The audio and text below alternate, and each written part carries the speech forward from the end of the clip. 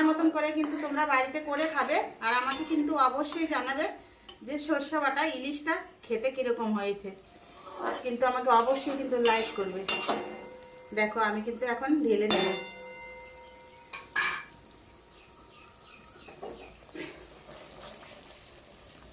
দেখো এরকম করে কেন নামাচ্ছি বলো তো, নিচে যদি লেগে থাকে ছুটে যাবে, ওই জন্য দেখো আমি কিন্তু ঢেলে নিলাম।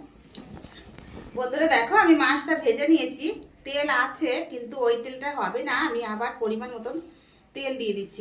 ইলিশ মাছটাকে ভেজে নিয়েছি।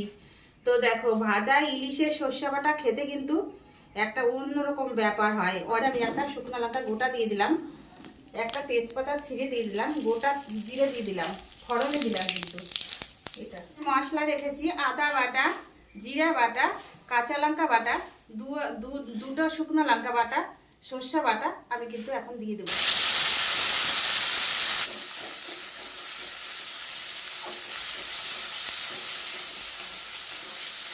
মতন আমি নুন দিয়ে দিচ্ছি, মতন হলুদের গুঁড়ো দিয়ে দিচ্ছি। আমি এই মশলাটা কিন্তু ভালো করে কষিয়ে নেব।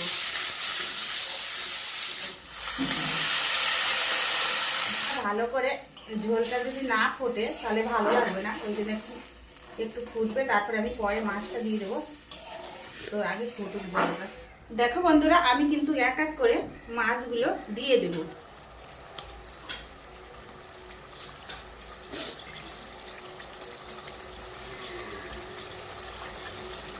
দেখো কি সুন্দর লাল লাল করে ভেজে রেখেছি আমি।